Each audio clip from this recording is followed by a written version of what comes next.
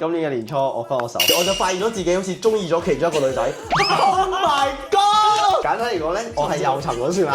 咁你冇得唔代入我河啦，老實講係咪先？戀愛腦 Pro Max。咁啊，住啊！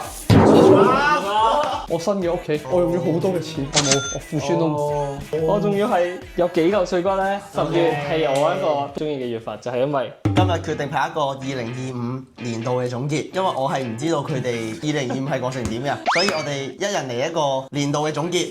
OK？ 等大家認識下希神。好嘅。今年嘅年初我分咗手。喂，好笑啊！你收翻收面先先。冇啊！2025年嘅開始咧，我哋簡稱係災難，係災難。大家見到呢張相咧，已經係好好咁形容咗啦，就係唔知自己做緊乜啦，渾渾噩噩啦，跟住係唔知點解皮膚成日會無啦啦有啲紅疹啦，跟住之後無緣無故就會低落啦，食蘋果都唔係開心咁食啦。係啦，嗰陣基本上我係唔知自己做咩嘅，我同一個港泰混血兒分開咗，係好唔開心。我係唔開心超耐，我唔知你哋嗰陣覺唔覺啊？嗰陣我嘅心態我就係好唔開心，我唔知點啦，每日就係渾渾噩噩，唔知點，極度低落嘅一個狀態啊！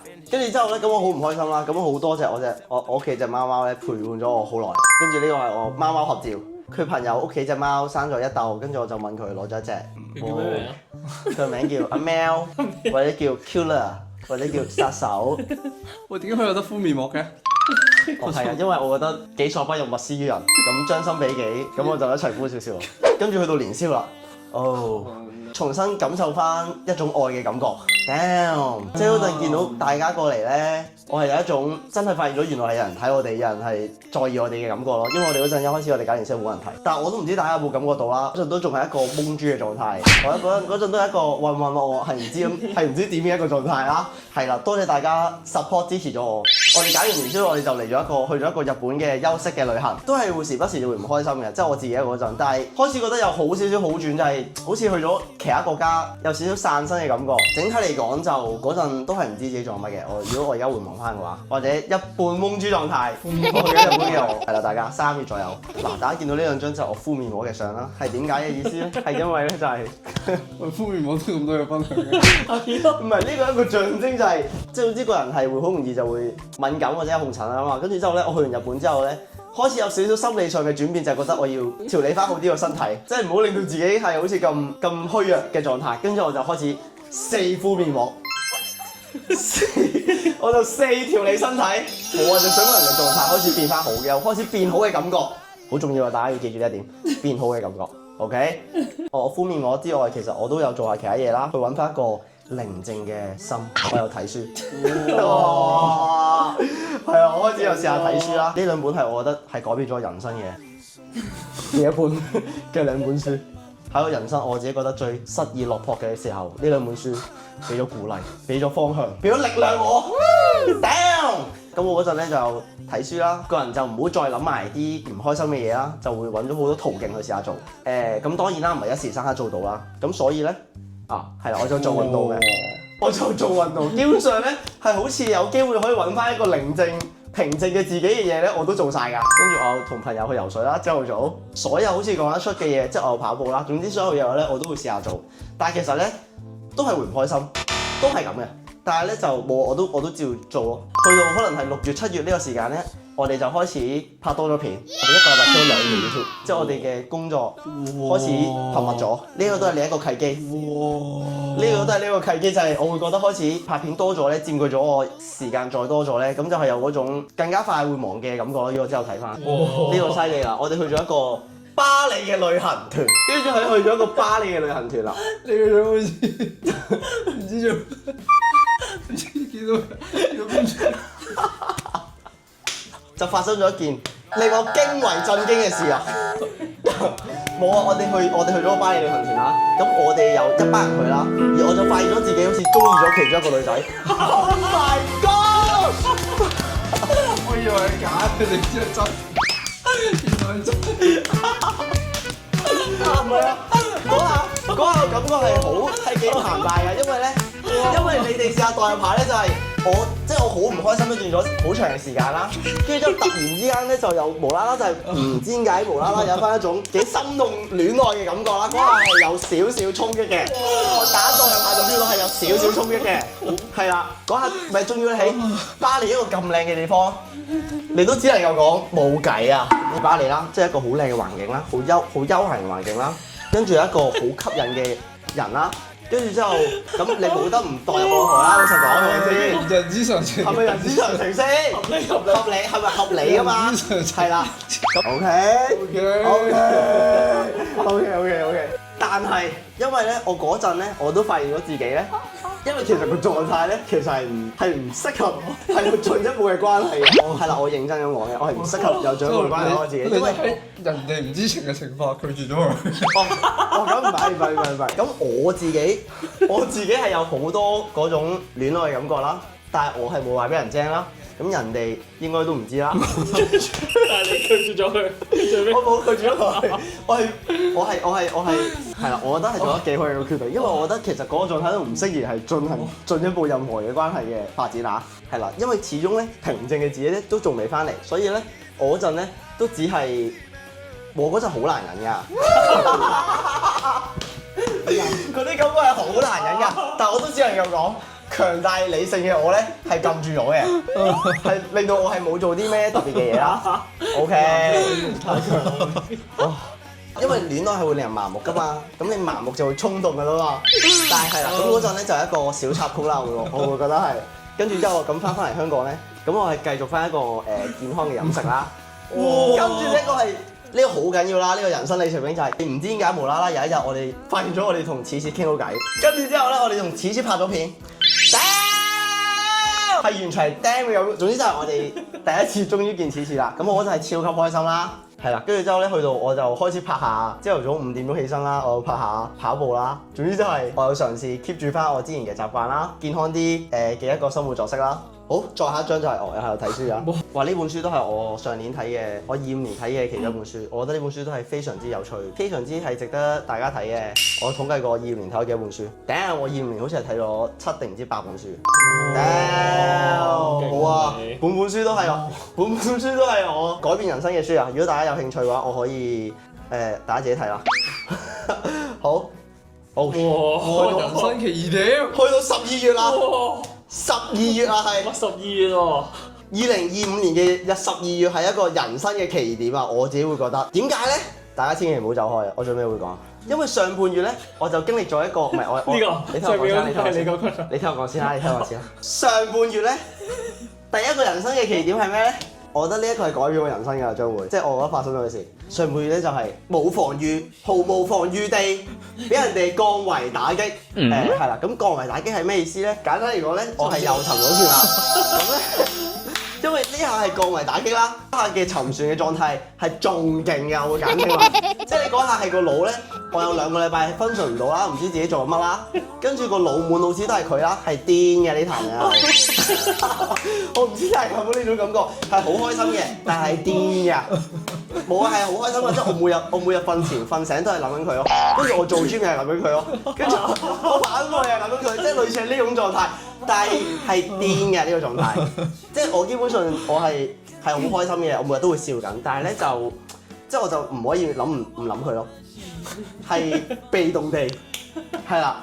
咁但係咧，理性嘅我都知道呢樣嘢係我需要感受同埋經歷嘅。我知道呢種感覺係因為我有研究過，就係我俾人降維打擊係有原因嘅，係有跡可尋嘅。咁我發現咗點解啦，咁我就明白到，咁我再下一次就唔會咁樣俾人降維打擊。OK， 成長係啦，因為嗱呢下咧再講咧就關乎到我嘅愛情價值觀啦，因為我係覺得咧純粹嘅戀愛腦咧其實係唔可能嘅，係啦，但係開心嘅，即係戀愛腦係 OK， 但係如果純戀愛腦咧，我就未必啦。但係我嘅體質咧係戀愛腦 mass 係，所以係我呢個體質我呢一個開局咧係癲嘅，但係唔緊要，係啦。咁呢一下咧就係上半年啦，嗱呢個就係我好堅定咁，我發現咗唔得，我係唔可以咁樣俾人降維打擊，係啦，我唔可以咁樣，因為我有諗過話就係如果我嗰個狀態，我純粹享受，我糜爛地享受咧，其實可以嗰啲多巴胺或者荷爾蒙咧係可以維持到我估1.5兩個月咯，但我2個禮拜，點解我2個禮拜咧？咁就要講到12月嘅下半月，OK。係點咧？好。好，大家唔知呢個係咩啊？我想擺起呢種感覺啦，咁我就得起心肝，我就做咗一連串好多我以前我諗咗好耐，跟住之後但我冇做嘅嘢啦。咁其中一樣係咩咧？就我去行咗一個夜山，大東山。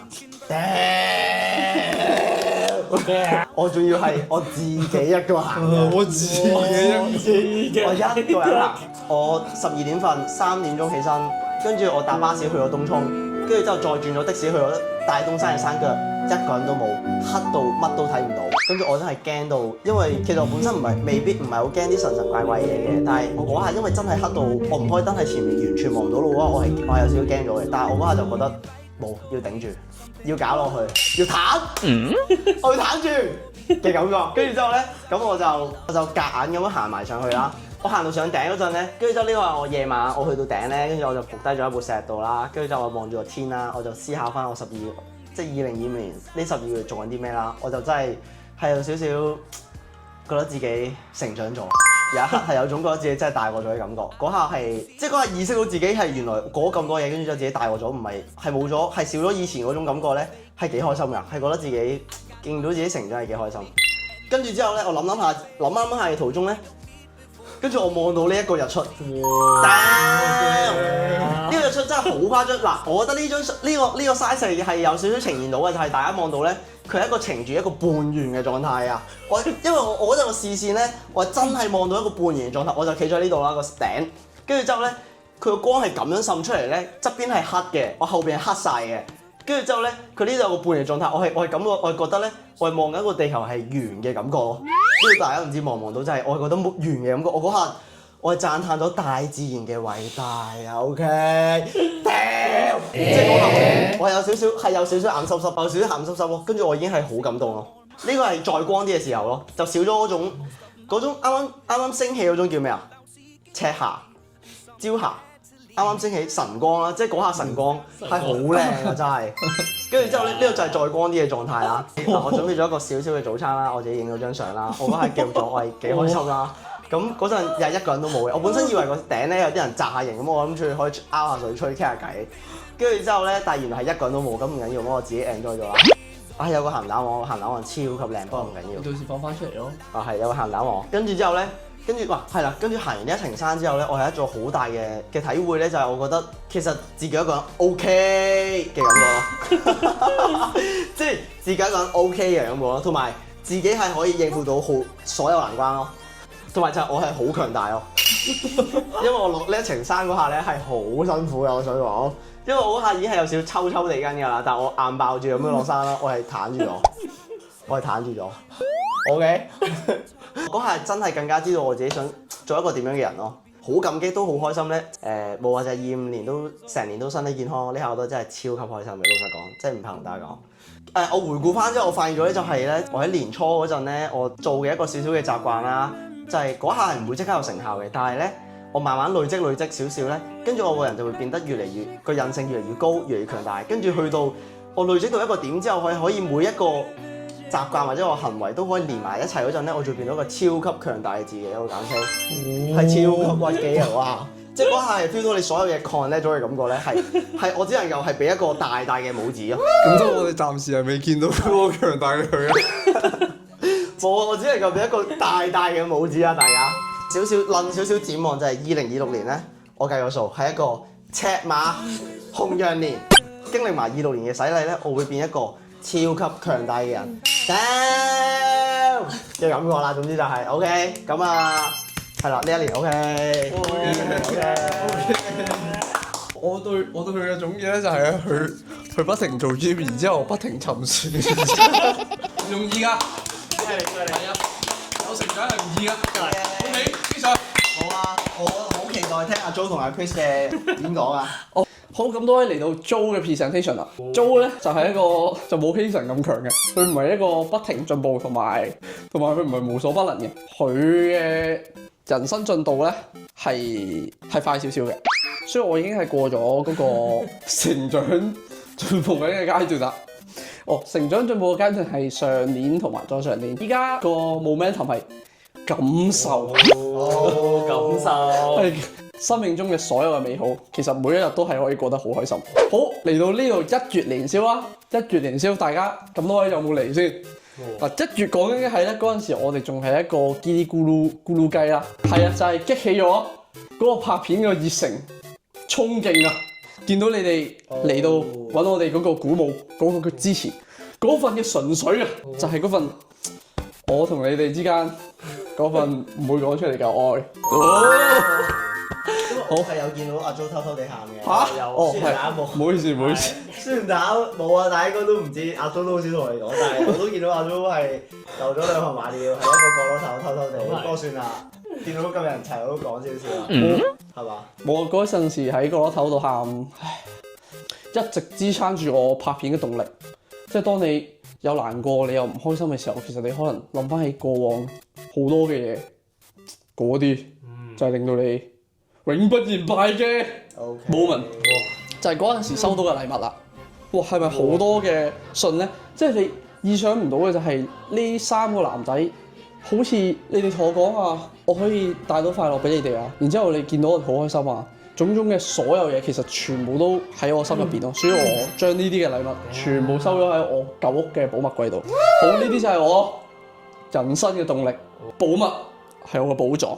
好，呢個係我人生嘅其中一個支柱。好，心靈寄託，所以有心靈寄託係好事嚟。好，所以點都要放一放啊。好，呢個就係年宵嗰陣時嚟影相嘅朋友啦。有冇你哋？有你哋嘅留言啦。呢2個人就係我人生入邊十分之重要嘅婆婆公公。佢哋已經80歲。點解每一次見到佢哋好艱難咧？因為佢哋係千里迢迢，我要跨過2000公里去到我大陸嘅鄉下，就係一個哇咁窮嘅地方。係啊，啲地係爛㗎。然之後你每一次翻去見到佢花費嘅時間係12個小時，但係其實嗰種辛苦咧，比起你見到佢哋，其實都唔再重要。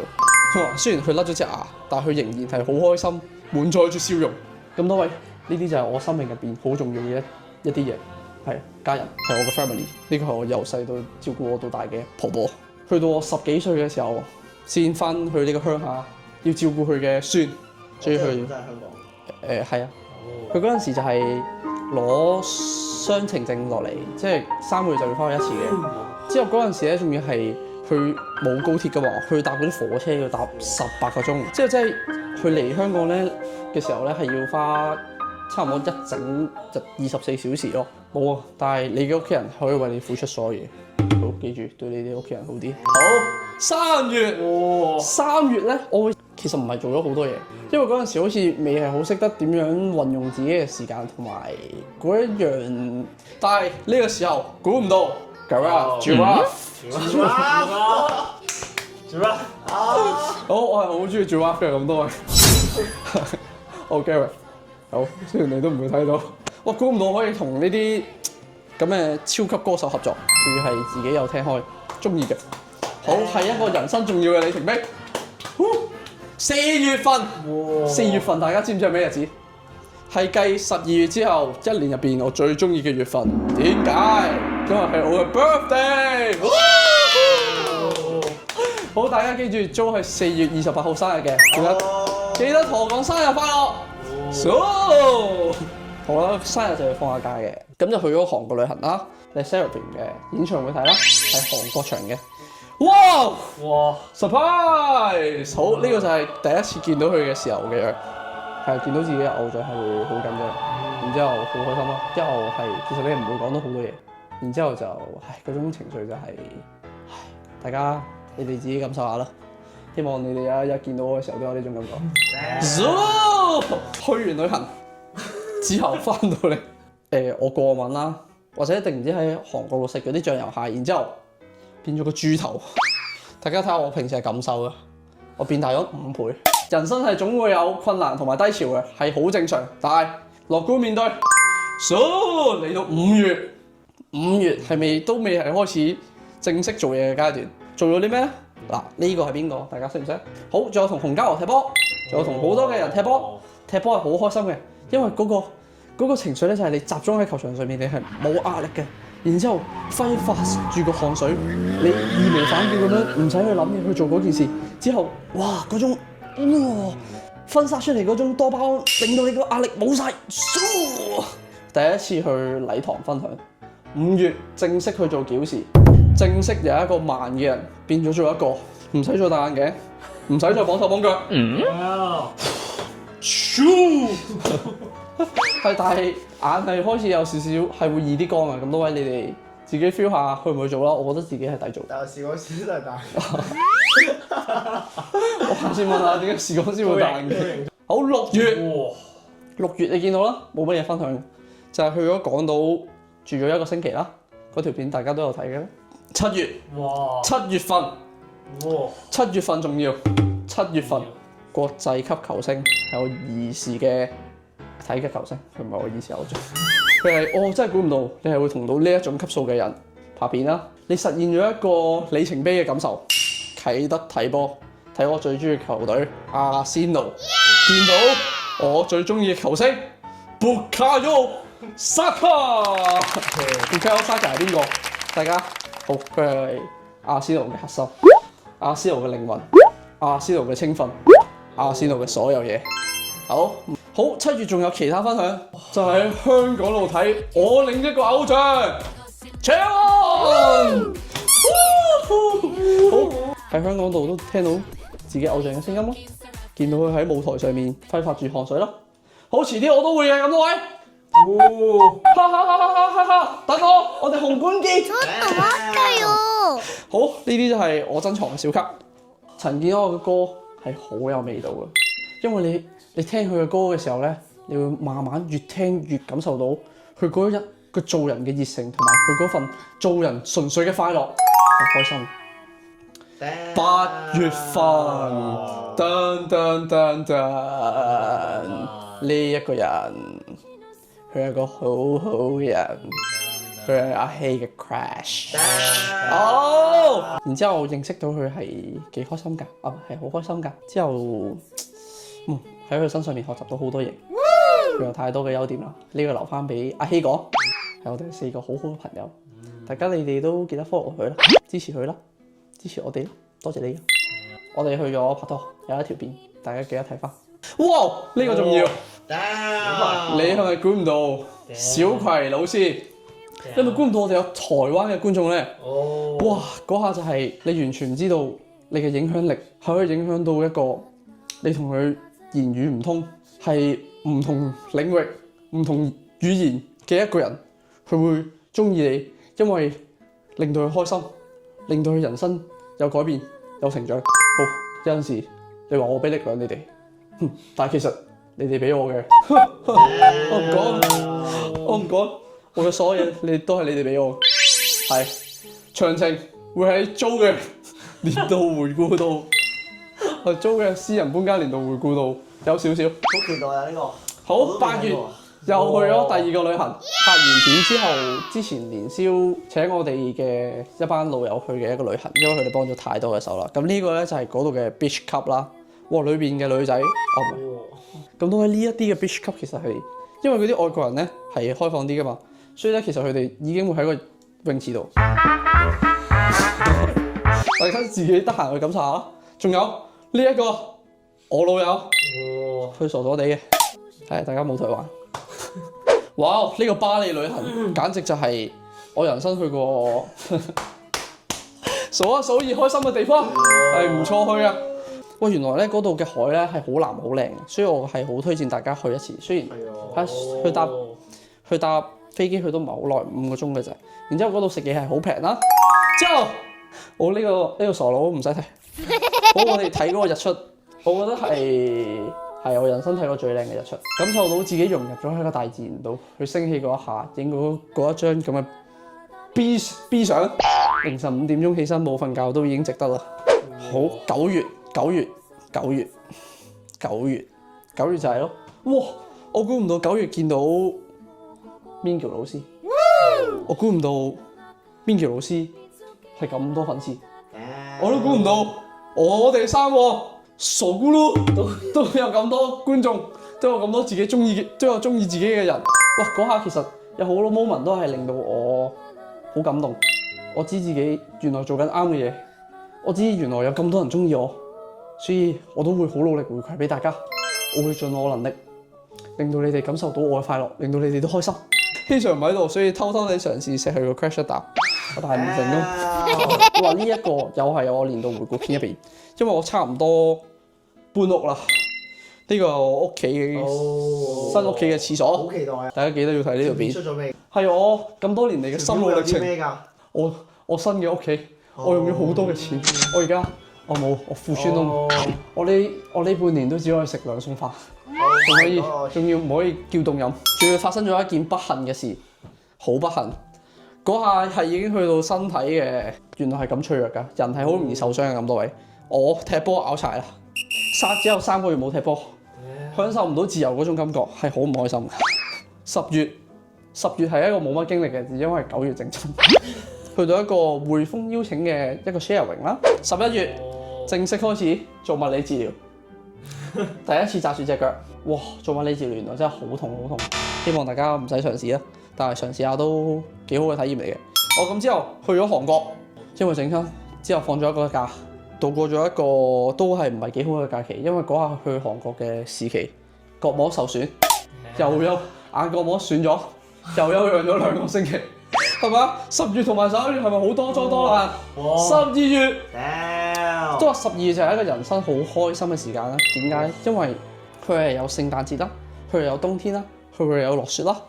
我第一次去 Christmas Ball 做 MC， 呢啲就係我嘅拍檔啦。然之後呢個，我本身諗住俾希神去嘅，但係算啦。第一次感受到 Christmas Ball， 雖然嗰個 Christmas Ball 應該唔係平時大家玩嘅 Christmas Ball， 但係嗰個氛圍感，見到好多嘅觀眾，然之後哇，我喺台上面嗰陣時，好似真係成個明星咁啊！嗰種哇，你哋對我嘅待遇真係太好啦！我愛你哋。喺呢個 Christmas Ball 之前咧，咁我就又翻咗個鄉下一次探我阿婆同埋我公公啦。即係今年我係翻咗去2次，因為我嚟緊年宵會有啲忙，所以我未必有時間翻去，所以我今年就翻咗去2次。我去咗富士山，第一次去富士山自駕遊，自己揸車。喺日本揸車咧，其實佢唔係好難嘅啫，因為日本人揸車係好有禮貌，佢從來都唔會逼你，同埋佢會俾好多嘅時間你。然之後喺嗰度嘅河口湖影嘅相啦，佢又係我覺得人生一定要睇嘅一個風景，就係一個好澎湃、好寧靜嘅一個氛圍感。然之後嗰度仲有天鵝睇啦，好啦，係咪分享完啦？我呢個私心嘅，租嘅一生。下半年之後開始個人有節奏啊，開始有工作模式，個熱誠更加大。開始對自己中意嘅有追求 ，keep 住做自己中意做嘅嘢，記住呢種青春嘅感覺，好帶住呢一份嘅感覺去做所有嘢，努力係做到任何嘢嘅。你信我啦，我都做到，你都做到啊！加油啦！哇，冇啊！講到2025，我一睇到呢張相我就一定要買。好，點樣評價一個年係點咧？你一定要睇佢開頭年宵。你又可以見到，哇！因為我哋第一次搞年宵，我哋咩都唔識，我哋咩公仔都亂咁買，但係唔緊要，最緊要年宵係大家。我哋其中一個觀眾特登揾翻我哋嘅相嚟畫俾我哋睇，我哋人生第一次做 MV 嘅角色。哇！嗰個觀眾好識揀，佢幫我哋畫咗呢幅相，所以呢一個2025，我會話開咗個好年。日本旅行，呢個日本旅行係一個非常之特別嘅旅行。最重要係呢個成田500。成田500係當時我哋租嘅自駕遊嘅車，全程係話租駕駛。我最有印象嘅成田500，當時我哋喺草津溫泉，架車突然間卡咗喺啲雪度，我哋一齊落車。哇！真係推咗架車，係原來係真係推咗架車。我哋3個好得。我哋3個用盡9牛2虎之力，而後面呢張係我自己第一次見到雪，哇！嗰陣時嘅雪景喺我心入邊揮之不去。我哋拍片，我哋嘅挑戰之旅，我哋由呢條三文魚片之後，我哋開始奠定我哋嘅挑戰 YouTuber 路線。100件三文魚之後，我係好似有兩三個月，我係冇再掂過三文魚呢樣嘢。哇！嗱，因為3月咧，我比較上因為我哋年頭我哋係冇咁落力拍嘢嘅。我為咗振奮大家士氣，我有參加一個 Viva 舉辦嘅拍拍機大賽，拍機大賽，因為我當時我係入到全港頭。拍機呢個入咗全港，唔知頭幾頭有10。我有名次啊，Chris 有名次 Chris 係拍拍王，冇啊！有輸拍拍喎。呢個純粹係我幫我兩隻貓着衫，俾大家睇下。我幫兩隻貓着衫嘅。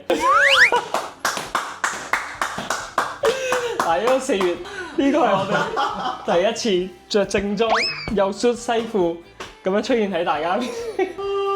Skinny jeans，skinny jeans 細個有睇阿笨與阿尖嘅都會識嘅。阿尖，佢係一個好 nice 嘅人。我哋同佢玩，佢好似同我哋一樣年紀咁樣，佢咩都同我哋玩。阿尖真係一個好好嘅人。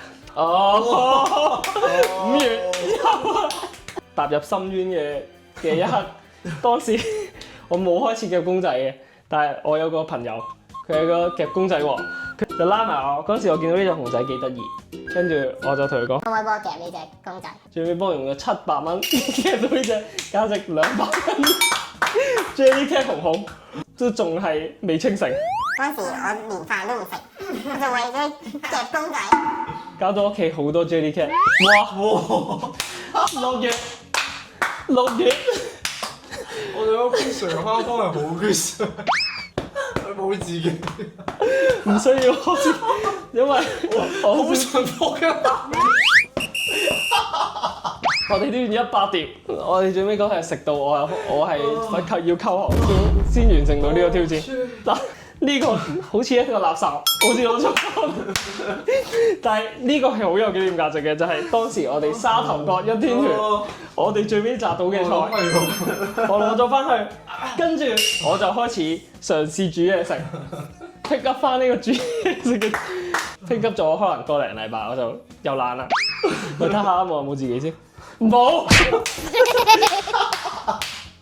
我因為好少自己影自己。嗱，遊輪之旅係我第一次去遊輪。黃昏嘅時候，我哋喺房休息，我打開個露台，哇！見到呢個風景，見到呢個黃昏日落，心情舒暢晒。我咩都冇諗，就係望住個大海發咗吽哣，發咗半個鐘。What a beautiful world！好，冇啊，因為我嘅生活冇咁精彩。所以我唯有俾大家睇下，盡量。喂，開始有啦。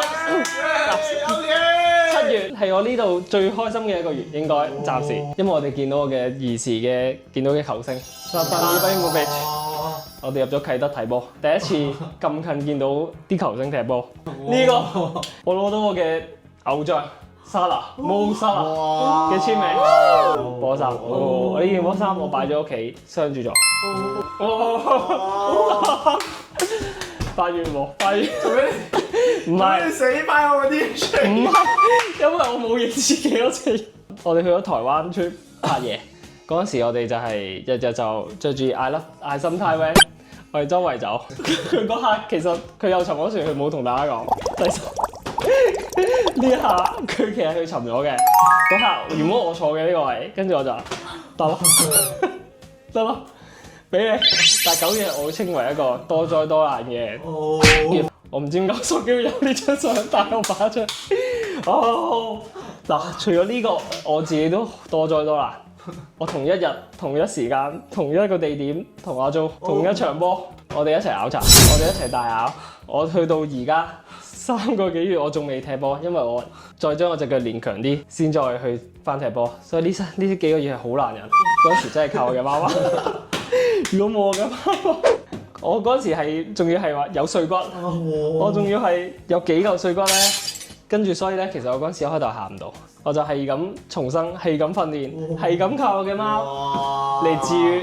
你由可能行去巴士站啊、地鐵站啊，你可能已經要行1個鐘。哇！所以我哋去咗呢個亞滾屋，係因為我係好中意小動物嘅一個人，所以當時見到好多流浪貓狗，好多我就好心痛、好傷心。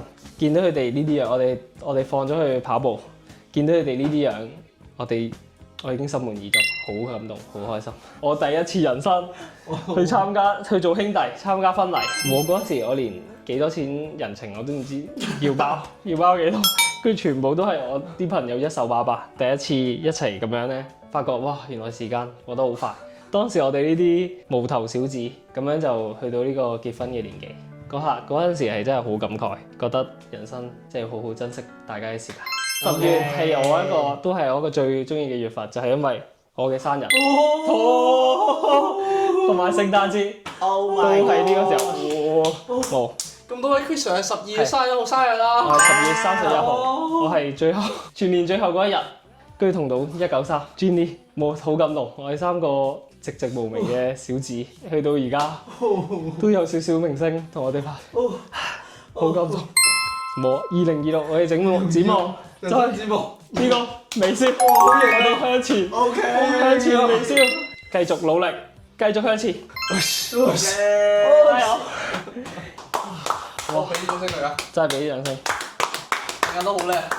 人生真係過得好快好快，好似眨眼就過咗呢年2025咁樣。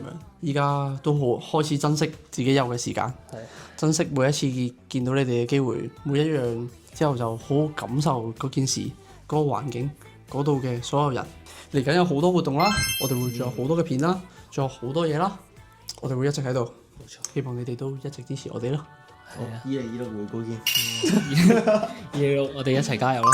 好，希望你哋每一日都過得開心、幸福、快樂。拜拜。拜拜。